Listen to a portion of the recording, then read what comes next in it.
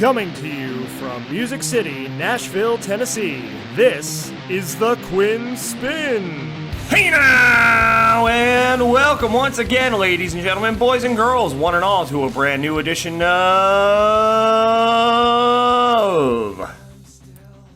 The Quinn Spin. I'm your host, The Quinn. I'm back here on Spotify, Apple Podcasts, Google Podcasts, Anchor, Stitcher, YouTube, and more for another rousing and riveting installment of the official podcast of Underground Music Collective. You just heard Revel 9's All I've Become, our opening theme song here at The Quinn Spin since the great year of 2014, and it will be until the very end of days. And today on The Quinn Spin, we have not one, but two special guests. We have Erin McLendon and Caitie Thompson. They are the co-founders of Music on the Move Studios. Music on the Move does a lot here in the community, especially for female artists and entrepreneurs.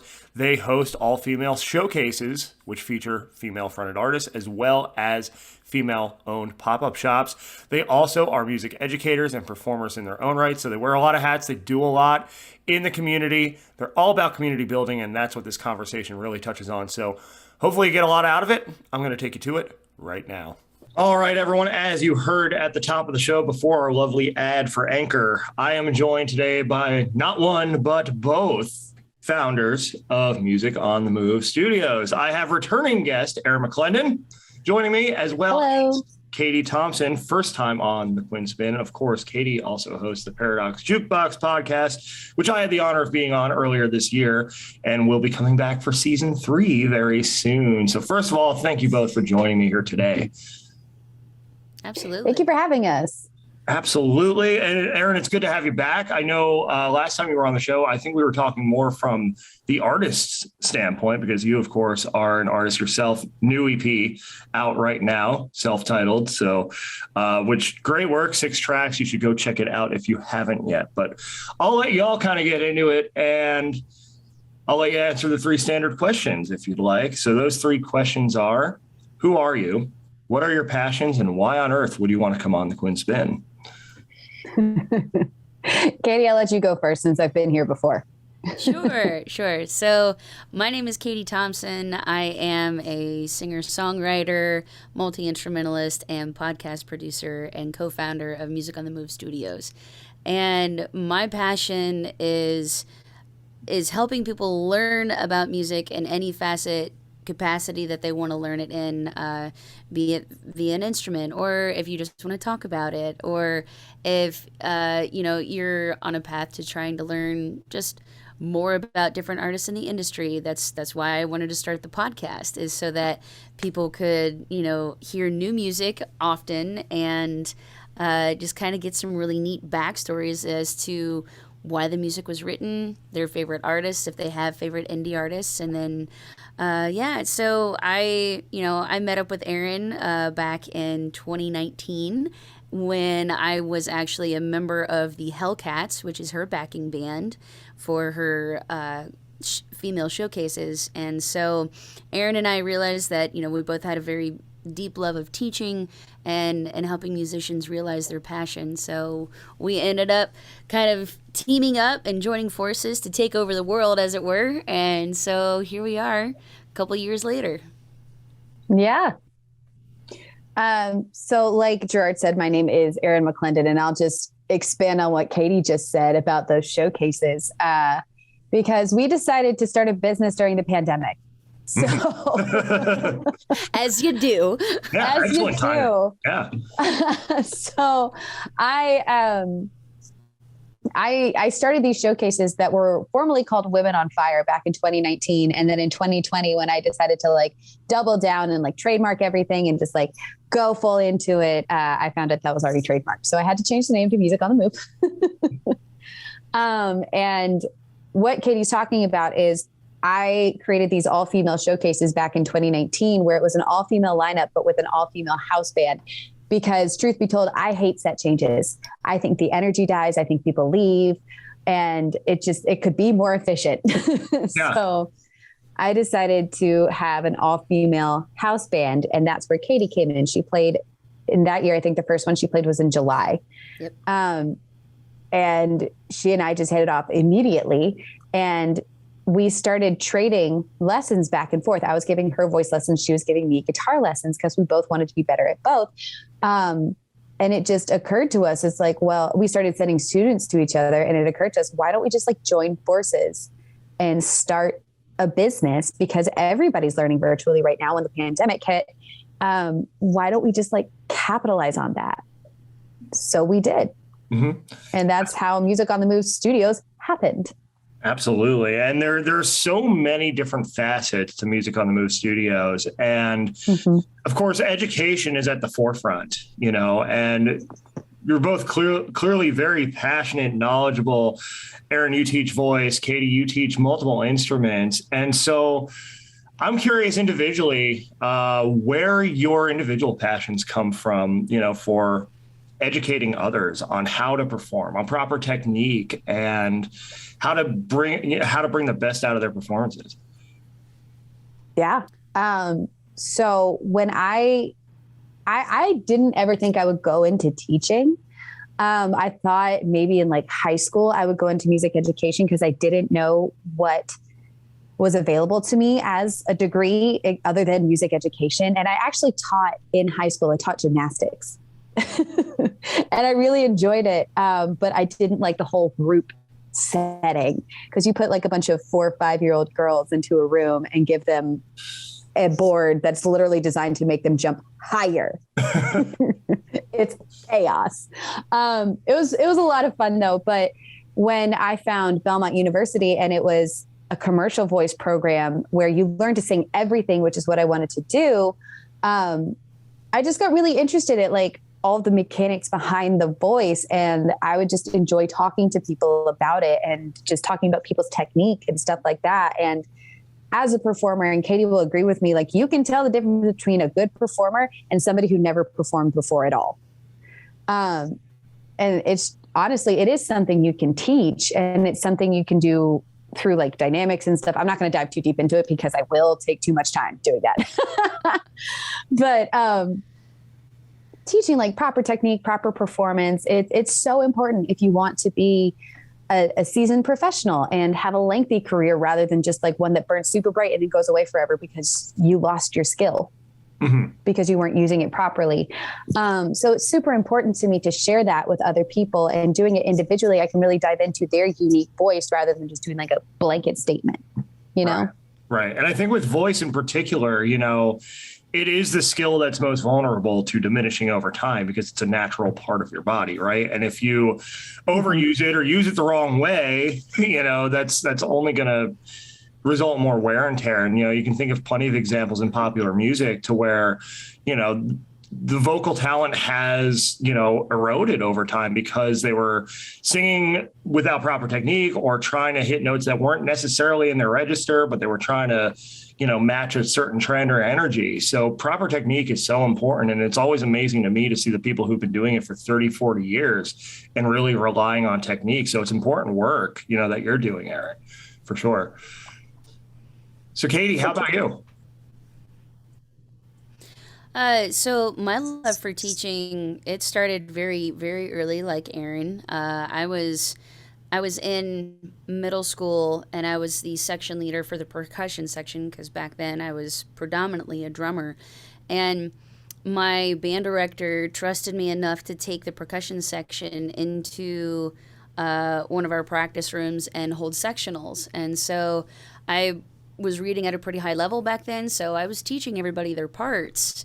And then as I kept, you know, growing and getting better, my band directors would encourage me to actually give private lessons to like beginning percussionists in like 5th and 6th grade. So I started teaching by the time that I was 15 years old, and was actually like, I had like a studio, a legit studio where I had kids coming over to my house, and my parents allowed me to set up like, you know, all of my instruments and stuff in their living room, and I taught lessons out of our living room as a 15-year-old.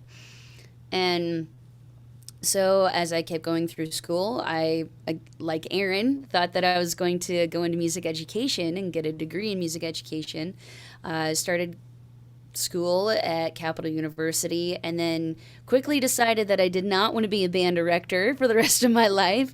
And but I kept up with teaching, and I loved being able to help young musicians foster their passion and grow and really learn to enjoy their instruments. And it was, it was always a source of confidence for all of us band kids that we could play our instruments as well as we did. It was our pride and joy, and that's how I came to love just, band, orchestra, jazz band, and I was also in a rock band. I was in a cover band when I was 15, 16 years old, touring all over Ohio and even Michigan. So, when I started up my own studio in my 20s after I graduated, I was fostering that love for not just band kids, but also for the kids who just wanted to be in a garage band, but they were still getting really good skills. We were still actually working on reading sheet music and learning theory, and which is a lot of the stuff that you don't get when you're just trying to play rock songs on your guitar and your parents' garage, right? So it's just teaching for me is just, it's always been there. And then when it comes to performing, I feel like it's so easy, especially for drummers, to hide behind their drum set, right? And so how many times have you seen a drummer play and they're just right? There's Right. nothing there. I can't handle that. Leia. So, so I work with all of my students on general effect, and what that means is like showing everybody how much of a good time you're actually having with your instrument. There are no bass players in my studio that just sit there and look like they could play on their phone and play bass at the same time. Like, you're gonna learn to move. You're gonna learn to just show how much fun you're having. And then, you're better off for it because you're actually putting on a show. And it's not just you playing an instrument. You're actually entertaining people. There's a difference. Right. You're making it more fun for yourself. 100%. Yeah. Absolutely. Yeah. It's more fun for yourself as the artist. It's more fun for the audience, for your fellow bandmates as well. Just making it a more enjoyable experience all around. So I have a question. As educators, Caitie, you'd mentioned, being in the band and really feeling good and capable, once you really start to get a handle on your instrument, right? Is there a particular moment from the other side as educators that where like you really saw a light bulb go off for a student that, stands out to you as memorable or inspiring, or a good example of how, of the, the purpose behind your work? I have a dog coming over here too, by the way. This is Ringo. You might be able to see him. Oh, he's so cute. So yeah, any particular moments in your careers as educators that inspire you, from a standpoint of you saw that light bulb go off, you saw that moment of inspiration, you saw something click in a student? Caitie, you want to take this first since I am trying to plug in my phone before it dies? Absolutely. So this is a really awesome question, and I'm glad that you asked because recently something has happened for one of my current students. His name is Jared Hickman, and he is a freshman at a school here in Ohio. And this is such a great story. Sorry, I'm getting excited. You're good. So Jared has been studying with me for literally more than half his life at this point. He started lessons with me when he was 7 years old. He's now a freshman. And so we've been preparing for the last year for him to do auditions for marching band. And the high school that he goes to has a pretty rigorous marching band program, and the drumline is very difficult to get into, especially if you're Jared and you're trying to audition for the tenor drums, which is one of the hardest instruments to march in marching percussion. Not just because of how big and heavy it is, but because technically you have to have a lot of skill to be able to do it. And this year, Jared auditioned, and he took tenor alternate as a freshman, which is just unheard of. But the cool thing is, because he has been working so diligently and so tirelessly, he was allowed to challenge for a spot on the field to march. And so the first week he was allowed, he challenged his squad leader and beat his squad leader and got a permanent position on the field to march. Wow. And then what was really amazing is that 2 weeks later, he was challenged by 3 other drummers and beat every single one of them. Wow. That's amazing. I didn't know that. Yeah, that's a recent thing, and what's kind of hilarious is that one of the drummers that challenged him is the percussion instructor's son. And yeah, so Jared, I know it's so cool. I'm so proud, but it's been an amazing thing for me as his teacher to watch him work his butt off and just not give up. I mean, even during the kind of like their skull sessions, like basically there's just like, drum clinics, right, before actual auditions. They were giving him all kinds of criticism, and he was just taking it. He's like, okay, I'm going to do this, I'm going to do this, I'm going to do this.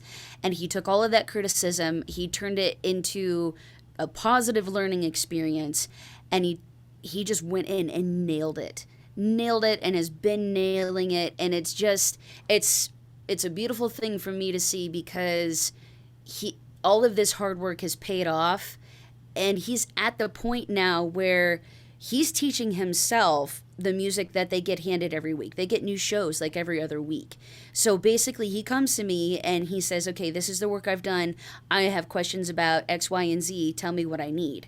And then that's how our lessons are going. And that's essentially what happens in college level lessons. Wow. So he's operating at such a high level for a freshman in high school. And I'm ecstatic, because I feel like Jared is definitely going to end up auditioning for music when he starts looking for colleges, and it will be just a really incredible experience just to be able to witness that and what I've seen so far. It's really life-changing when you actually see the work that you put into a student pay off, because they're putting all of their work into it as well. Yeah, the growth, the diligence, of course, traits that you would love to see in any student. That's such an inspiring story, Caitie. And congratulations, congratulations for being part of that. Erin, how about you? Well, I don't really want to follow that, so. Fair. I mean, that was a pretty great story. It is a great story. I'm really glad my phone didn't die during that too. So what I really focus on with my students is developing their confidence, because a lot of people, they're terrified to sing. It's such like a vulnerable act to perform in front of somebody, especially sing in front of somebody, because everybody hates the sound of their own voice. If they're not a singer, everybody hates the sound of their own voice. And what's happening, and I'm going to get a little technical here in a second, but what you hear is actually a combination of the vibrations happening in your head and also the sound coming back at you into your ears. So you hear something different from what I hear. Ultimately, it's like 2 degrees difference. But to us, we sound completely different than what you think we sound like, right? And to a lot of people, that's very scary. And to amplify that, it's a very scary thing. And so what I work on with a lot of my students is gaining the confidence in their own voice and making it better. And being able to sing in front of other people. I have students who hire me just because they want to be able to sing karaoke better, which, I'm down for that. Love me some karaoke. But recently I had this one student tell me over vacation, she was actually at a work party. I think it was her boyfriend's work party or something, but she goes, the boss had a piano and he can play really well. And he goes, who wants to get up and sing? And I stood up and I sang, and I went, no way. And this is somebody who's aspiring to be a singer-songwriter. So it's kind of an important part of being a singer-songwriter, being able to get up and sing in front of people. And it's funny because we were working on a song from Les Mis, and he's like, oh yeah, I know every song. What do you want to do? And she didn't pick the song we had just finished working on. She picked a different one. We did On My Own, and she picked I Dreamed a Dream, which is arguably harder than On My Own. And I was like, how did you do? What did everyone say? She goes, he made me sing a second song because he loved it so much. And I was like, yes! And this is somebody who she was terrified. Mm-hmm. 2 years ago, when I started working with her, she was terrified to sing in front of other people. And like, she'd sing something and it'd just be me and her, like you and I are right now. And she'd mess up a little bit and be like, oh, I'm so sorry. And it's like, no, don't apologize. Mm-hmm. Like this you're doing, this is why you're here. This is why I'm here. Right. Those mistakes are what I call job security. Yep. So but just to like hear that in that moment, it made me so happy. And like on a smaller scale, I'll have students, Katie's heard it before because she's been at the house for gigs and whatnot. And we're both like simultaneously teaching in different rooms. But I'll have my students have this like light bulb moment of this goal that they've been trying to hit. And they go, oh, and I'm like, yeah, like I get really excited and I like scream and jump up and down. So just like those little light bulb moments in lessons, but also them coming back and being like, I went and I sang. Yeah. And I just get so excited for them. Yeah. Yeah. The confidence is, I think, huge no matter what you're performing, whether you're singing, whether you're playing an instrument, but especially as a singer, because your voice is a part of you. And to your point, you know, it's vulnerable. It's a vulnerable act. It does take a lot to be comfortable with that, you know, and to be comfortable, like, hey, this is my voice. I can't really change it. This is what you get, you know, but it's all a matter of making it better, you know, and using proper technique and learning how to get the most out of your instrument, right? Because it is an instrument. And that's amazing too, to just like see moments like that. Somebody who's terrified to really like express themselves in that way, all of a sudden just like go out and go beyond, you know, like singing one song and then being asked to sing another and crushing that one too. That's amazing as well. And congrats to you as well for being a part of that. You know, it just shows, I think, you know, both of those stories, you know, I think show the amazing work that you're doing at Music on the Move Studios. And, you know, that's just one part of it, is the education, because there's also this whole community building aspect, especially, you know, with women in the industry through the showcases and through other opportunities. You've built this really strong community of not only female musicians, but entrepreneurs as well. And so that comes through a lot in the showcases, because not only is it an all-female showcase with an all-female backing band, but you'll also have female-owned businesses come and do pop-ups there. So what made you reach beyond just the music to bring those folks into the fold as well? Honestly, to bring the pop-up shops. Mm-hmm. Full disclosure, it was so I could pay the backing band. Fair. But because they like, here's the thing about being an entrepreneur. You have to figure out how to continue to make money without spending all the money you just made. Yes. It takes money to make money. Yes. But also don't be an idiot about it. So, I when I started these, I was like, okay, I have to pay the backing band. They're doing a lot of work. What can I pay them? How can I pay them? Where can I find that funding? And I had been to a lot of like, you know, the East Nashville Night Market, the Goddess Markets, like all those kinds of things. And I saw just how many female-owned small businesses there were.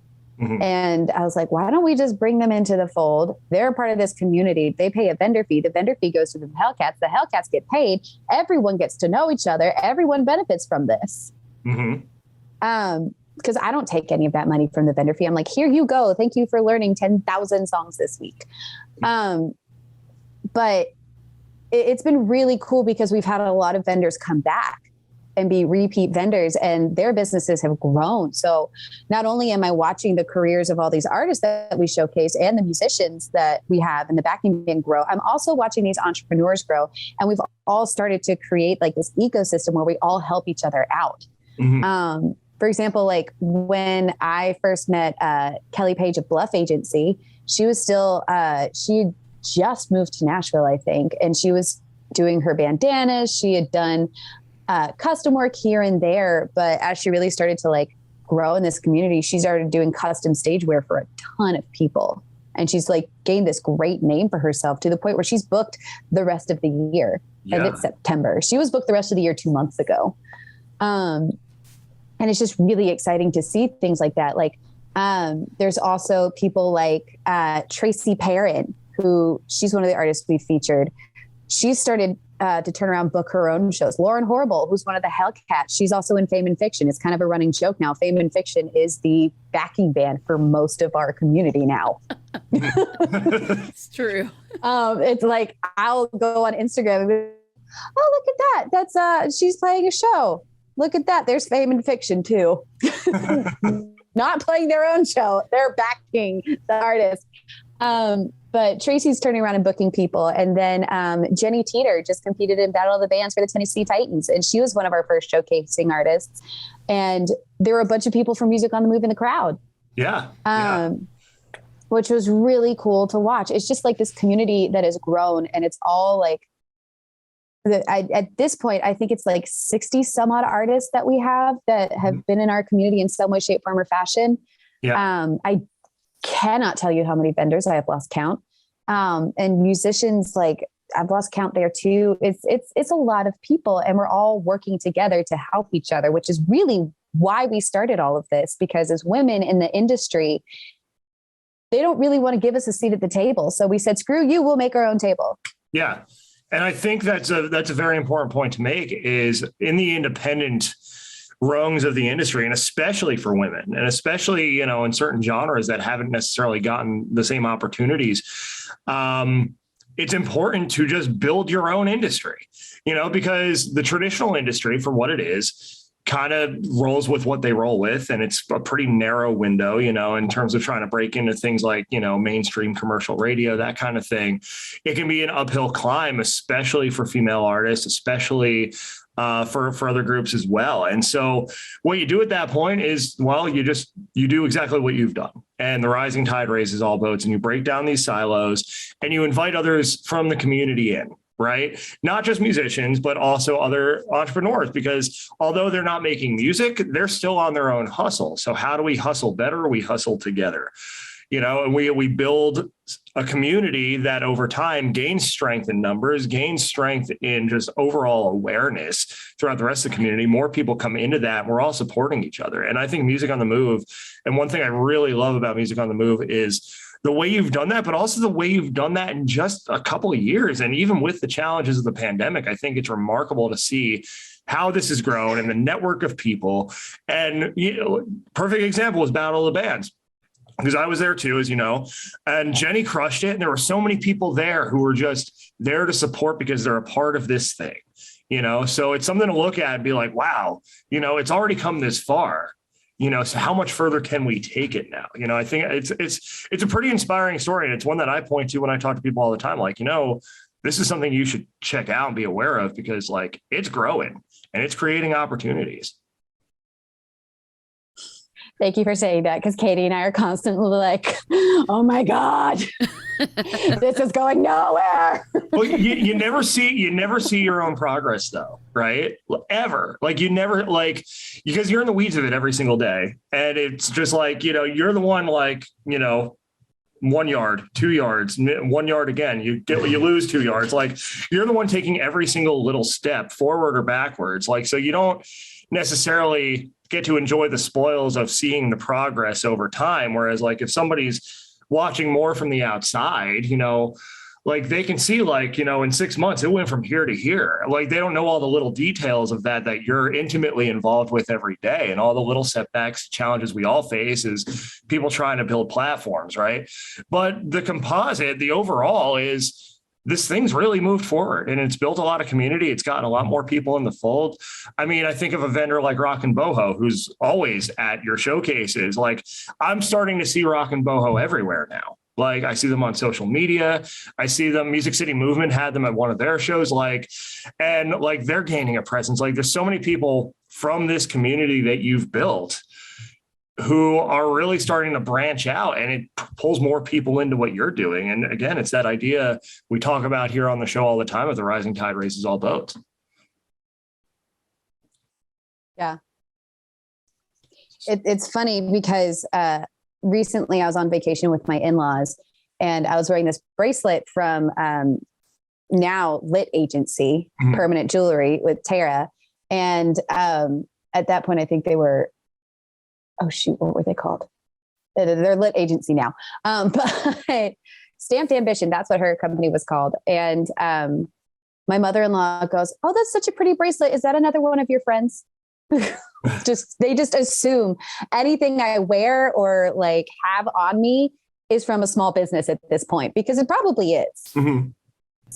That's or awesome. like, yeah. And I'm like, oh, I'm so glad that's my brand.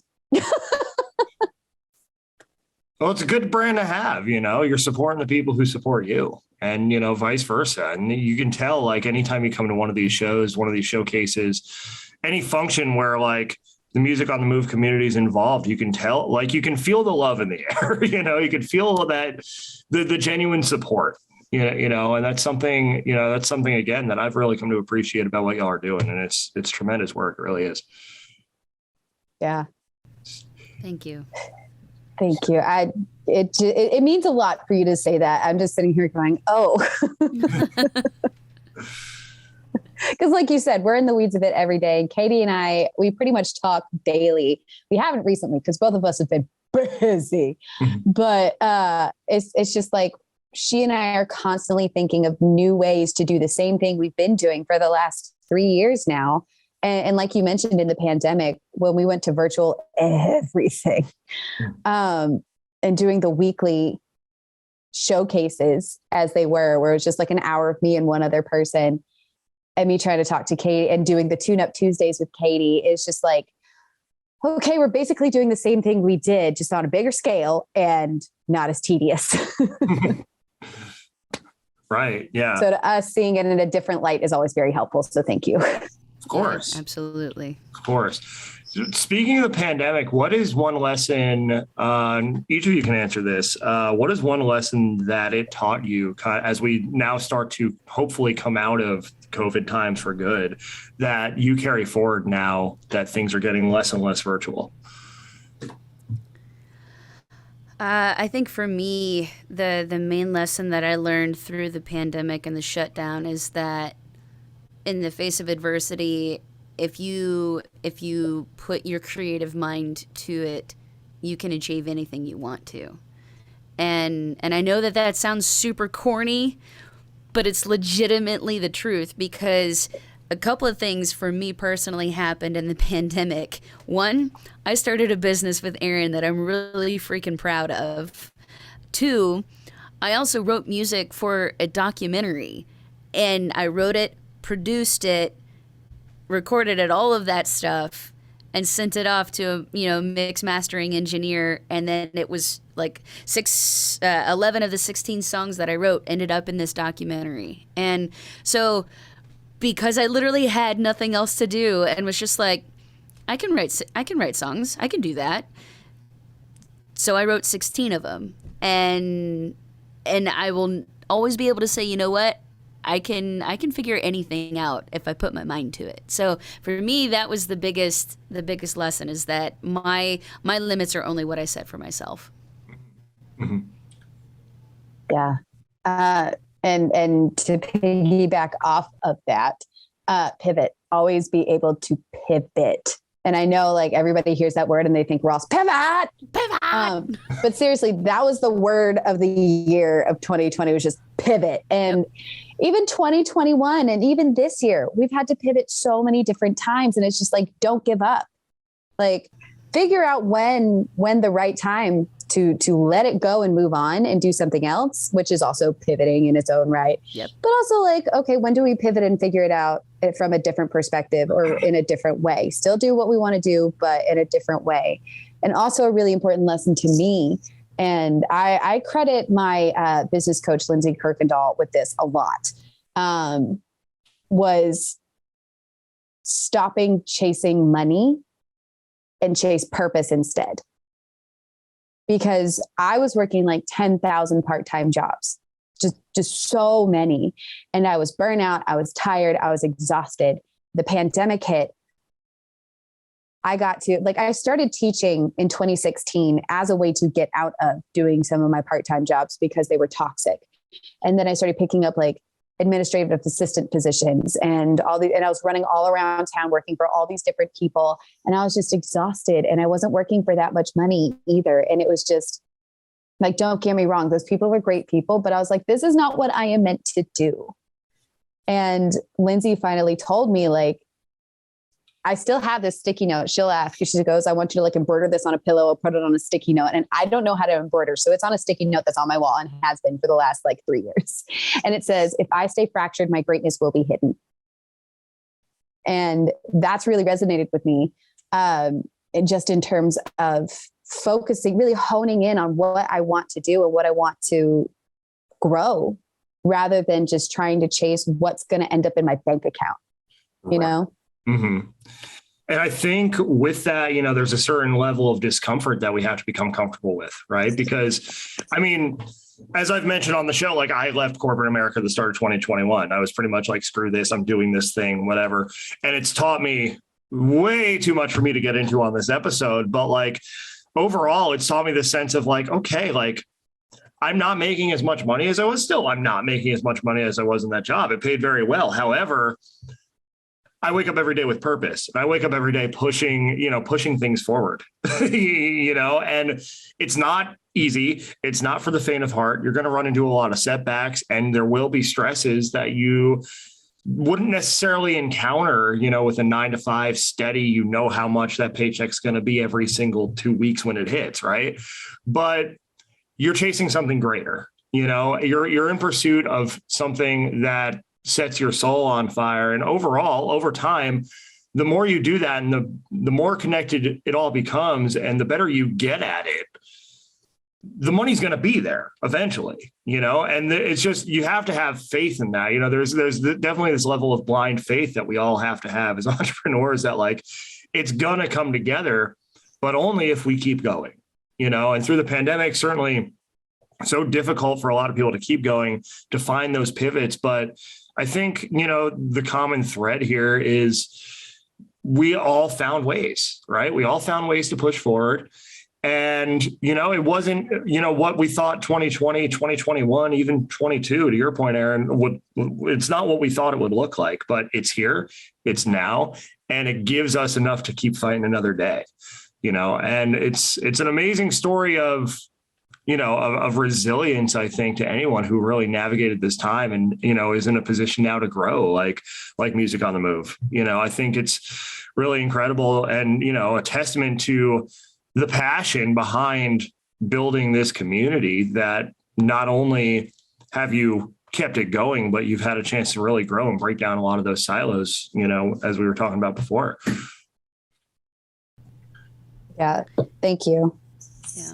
So I do want to touch on Paradox Jukebox, Caitie. That is the official podcast of Music on the Move Studios. And thank you again for having me on. Was that February? I think it feels like 3 years ago, because this year has this year has taken a decade. But so Paradox Jukebox, you've had some pretty cool opportunities. Season 3 will be starting up early next year, if I'm correct. And you had Crystal Bowersox on. You had Matt Rogers, who's the voice of the Tennessee Titans at the stadium. He's the PA guy.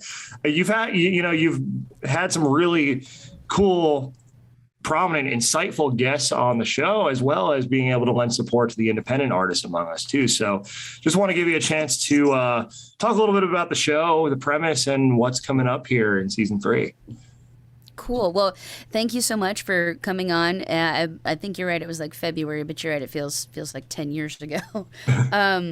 So yeah, I feel so very blessed. In season 1, we had a lot of our regular Music on the Move artists come on, and they're all indie artists, and they're just killing it. And I was really fortunate that we had such a vast amount of genres to pull from. I mean, there are Latina artists, there are rap artists and R&B artists and country artists and rock artists. I mean, our community is so huge and so vast that it was really season 1 was full of variety.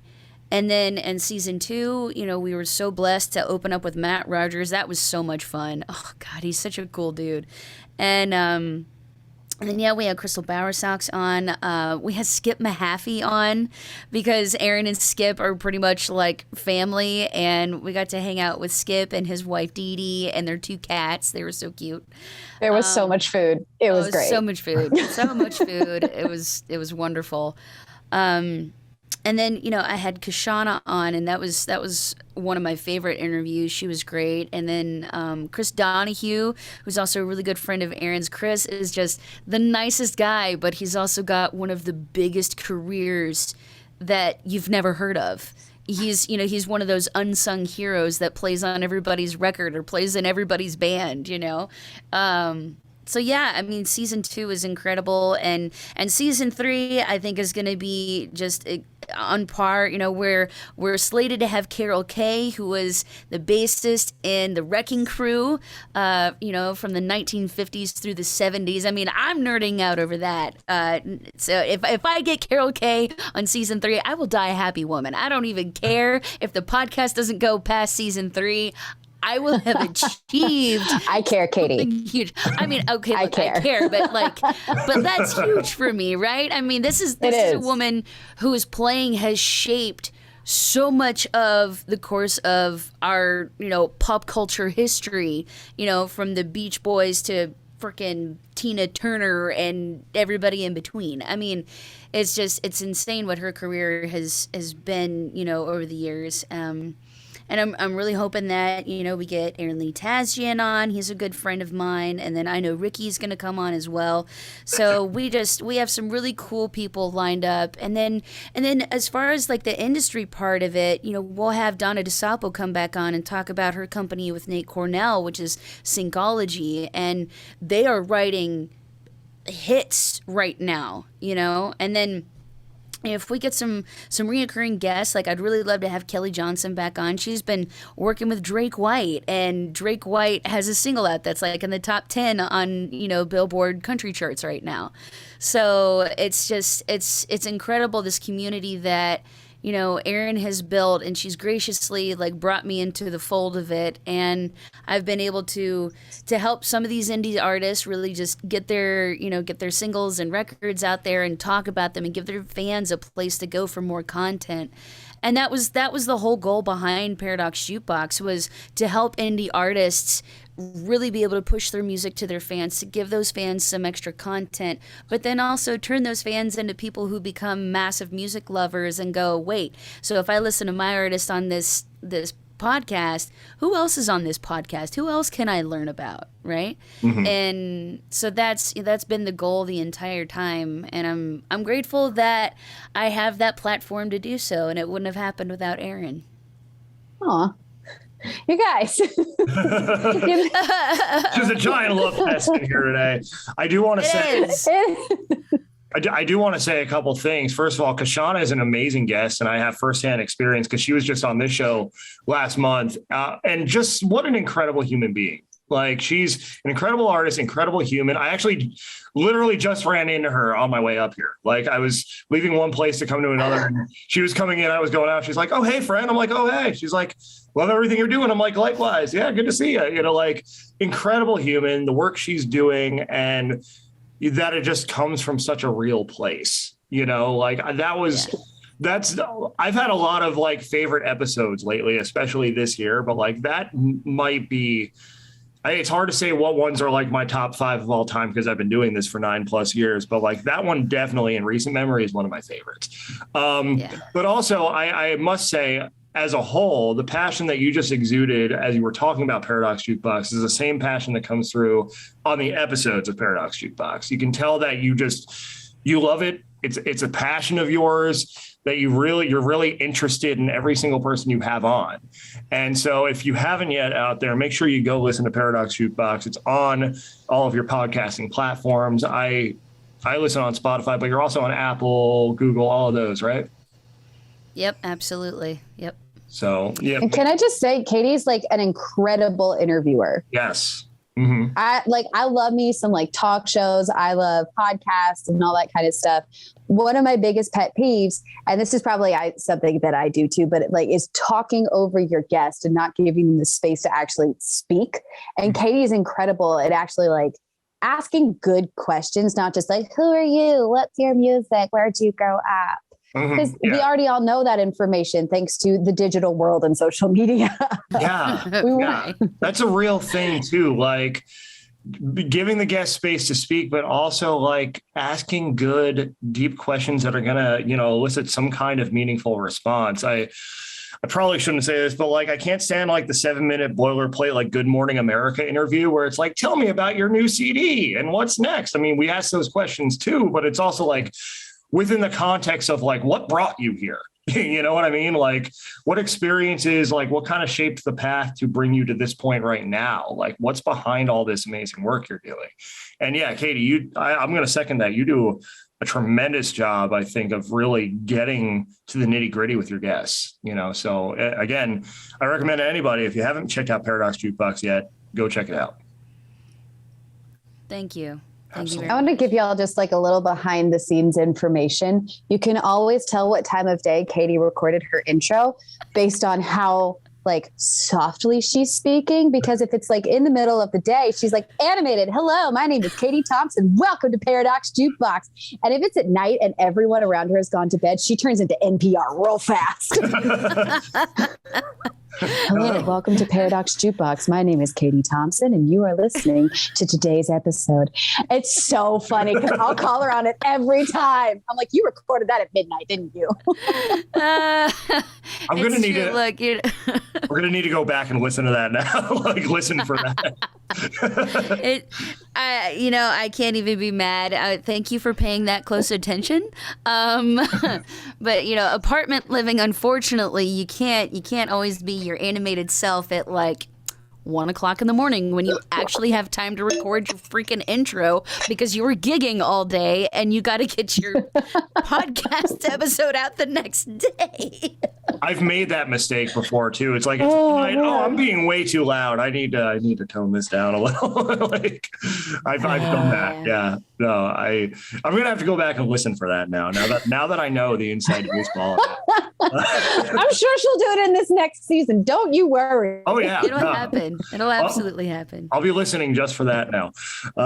You know what? Then I'm just going to send you a special dedication. Be like, hello, good evening. And this is exactly for Gerard Longo. Welcome to Paradox Jukebox. Tell me what time of day I recorded this if you're listening. Right. So Erin and Gerard are about to wage bets on what time this intro was recorded. I love it. Can we please do that? Yes.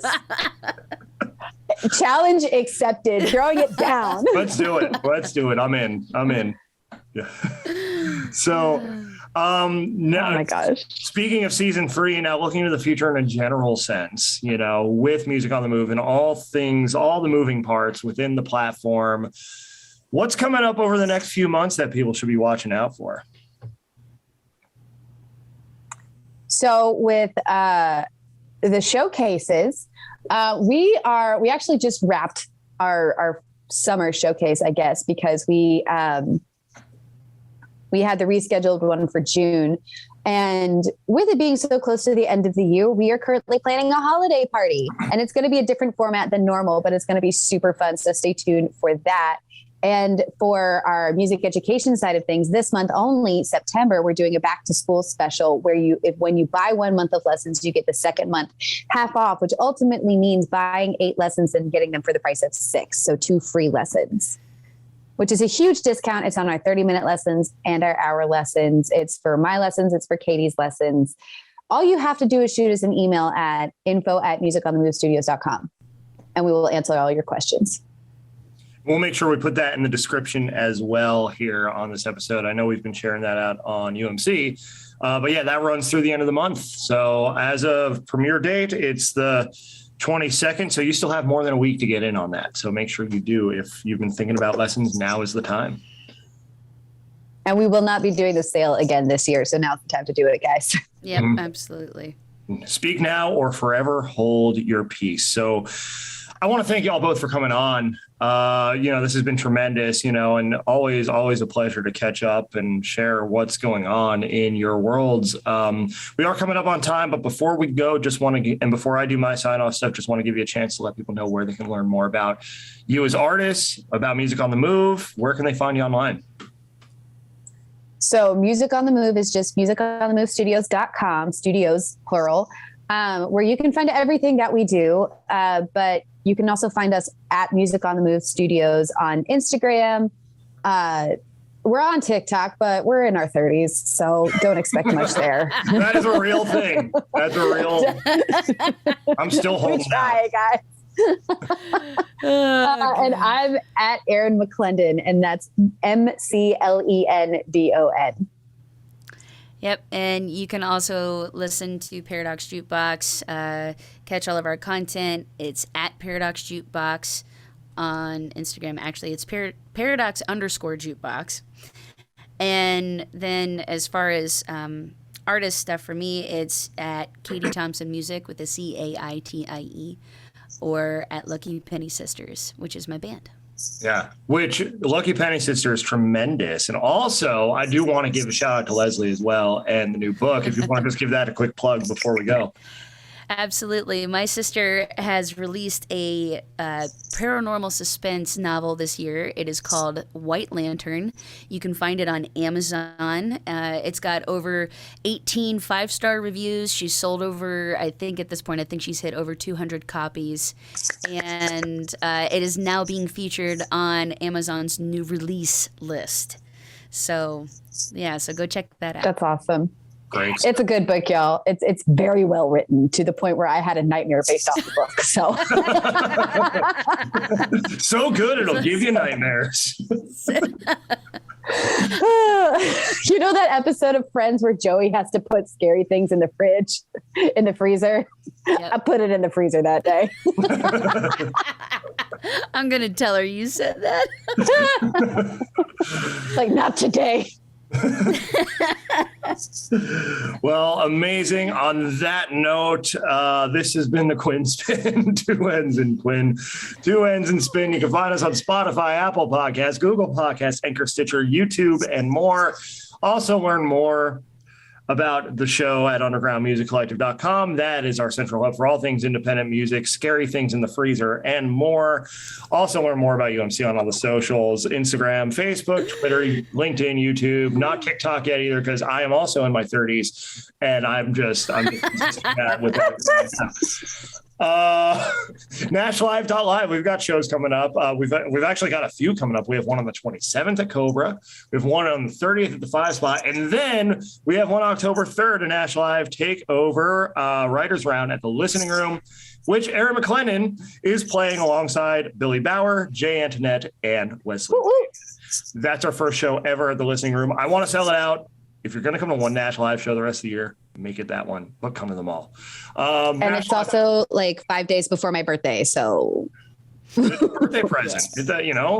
Help Erin have a happy birthday and come on out and help us fill that room and do many more things to come at the Listening Room. I can't wait. That is an amazing room. I can't wait to be there. But for now, I bid you adieu with Revel 9's All I've Become, which is going to take us out just like it brought us in. And I will see you next time on the show. Rhea Barker coming on the show next week. Another great conversation. Can't wait for that one. Till then, see you later.